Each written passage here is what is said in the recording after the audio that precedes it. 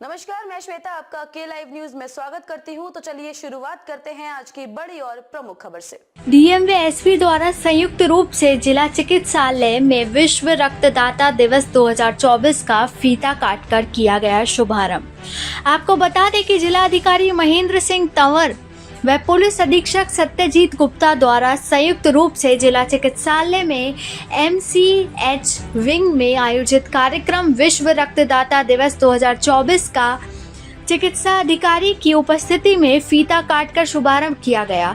रक्तदान शिविर में कई गणमान्य व्यक्तियों एवं नागरिकों द्वारा स्वैच्छिक रक्तदान किया गया।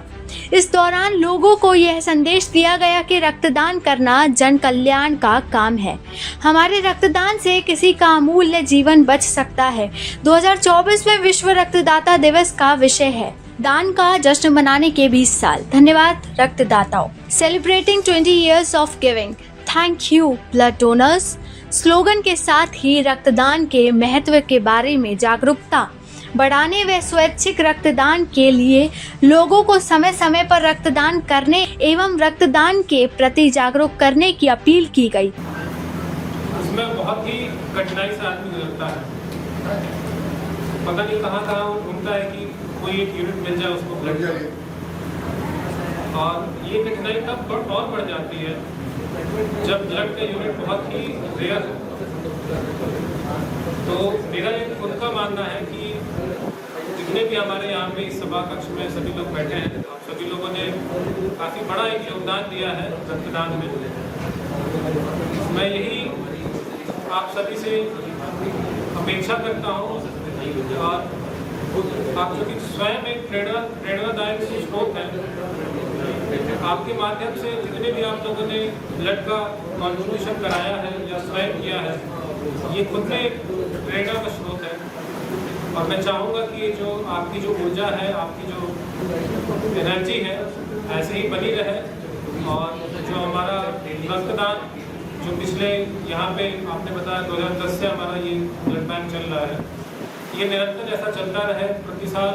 प्रति वर्ष जो हमारा ब्लड का यूनिट है वो बढ़ता रहे, और जब भी कभी विपदा आए, कभी जरूरत पड़े, तो हमारा जो ब्लड बैंक है हमेशा इसके पास पर्याप्त ब्लड के यूनिट्स हो, ताकि किसी को कोई समस्या ना हो।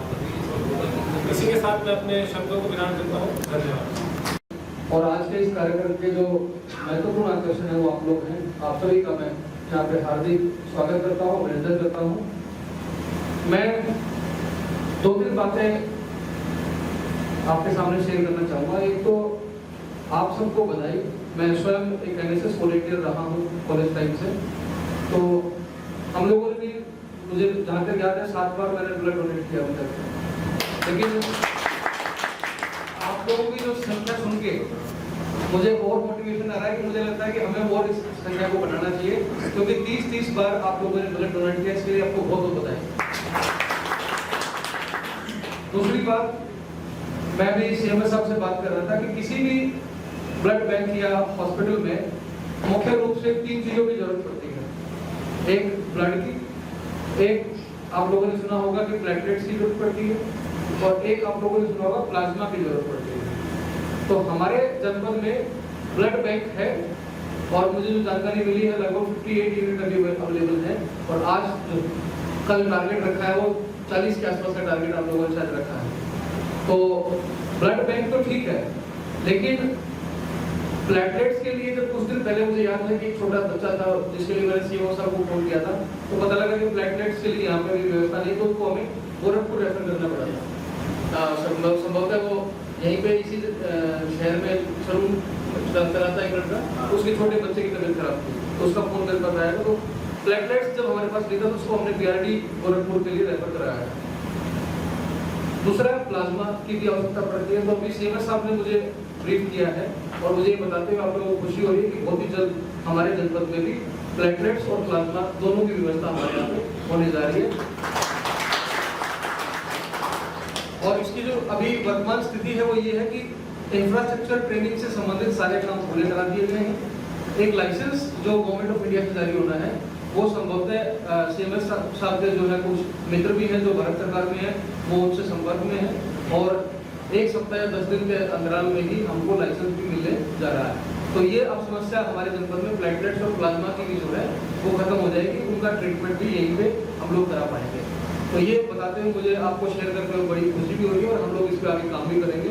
फिर भी मैंने सीएम साहब को कहा है कि अगर इसमें किसी प्रकार का इंफ्रास्ट्रक्चर या ट्रेनिंग का अगर अभी भी कोई गैप हो, अगर उसमें फंड्स का इशू हो तो फंड्स भी हम लोग, हमारे पास विभिन्न मद है, उनमें से हम लोग कोई ना कोई मद से उस पैसे को खर्च करके आपको उसको और बेहतर बनाने के लिए सहयोग कर सकते हैं।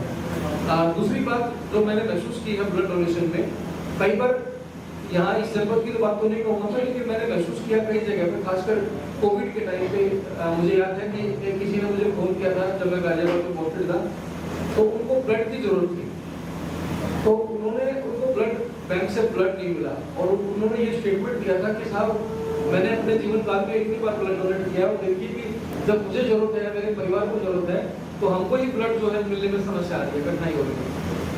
तो ये एक ऐसा चीज है जो मुझे लगता है कहीं ना कहीं हमको विचार करना चाहिए कि जो हमारे वॉलंटियर्स हैं या जो संस्थाएं हैं जो ब्लड डोनेशन में हमारा सहयोग करती है, हमेशा आगे बढ़ चढ़ के हमारे साथ काम करते हैं, जब कभी उनको या उनके परिवार को या किसी जानने वाले को जब ब्लड की जरूरत पड़ती है तो हमारे पास ऐसा क्या मैकेनिज्म है कि हम उनको फैसिलिटेट करें। अगर एक बार के लिए हो सकता है कि हमारे ब्लड बैंक में उस ब्लड ग्रुप का कोई ब्लड अवेलेबल ना हो सकता है, तो उसके लिए हमारे प्रयास किस तरह के हैं कि आसपास के ब्लड बैंक्स के साथ में हमारी मैपिंग है या नहीं है, क्या हमारे पास में जो डोनर्स हैं उनकी मैपिंग ऑलरेडी है या नहीं है कि हम किसी टाइम किसी भी व्यक्ति को फोन करके उस पर्टिकुलर ब्लड ग्रुप के व्यक्ति को यहाँ पे अगले 15 मिनट 10 मिनट में बुला सकते हैं। तो इस प्रकार की एक डाटा मुझे लगता है कि रेडी होना चाहिए और एक मैकेनिज्म इसके बारे में क्रिएट होना चाहिए। तो मैं सीएम साहब से और सीएम साहब को चाहूंगा कि इसके ऊपर भी आप विचार करें और अगली बार जब हम लोग बैठे हैं महीना 1.5 महीने के बाद में, तो इसके ऊपर भी हम लोग अपना काम कर सकते हो। मेरा सुझाव इसमें ये हो सकता है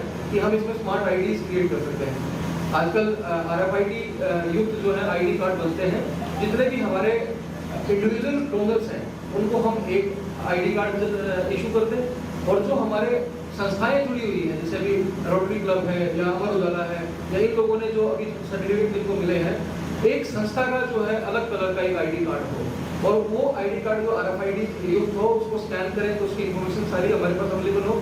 तो ये जितने भी हमारे पोटेंशियल डोनर्स हैं या जिन्होंने डोनेट अभी तक किया है, हम उनको ये इशू कर सकते हैं और हमारे ब्लड बैंक में इस तरह की व्यवस्था हो कि अगर वो ID कार्ड लेके कोई भी व्यक्ति आता है, क्योंकि सर्टिफिकेट कई बार नहीं रह पाता है सामने, लेकिन एक वो ID कार्ड एक हमारा प्लास्टिक कार्ड होता है, उसको हम लोग वॉलेट में कैरी कर सकते हैं। तो कभी भी कोई आदमी अगर हमारा डोनर या संस्था का आदमी अपना कार्ड देता है तो उसको प्रायोरिटी बेसिस पे ब्लड अरेंज कराने की जो जिम्मेदारी है वो अगर हमारी हम लोग मान लेंगे तो मुझे लगता है कि एक अच्छे वातावरण को हम लोग यहाँ पे क्रिएट कर पाएंगे। तो यही दो भी बातें मुझे आपको शेयर करनी थी।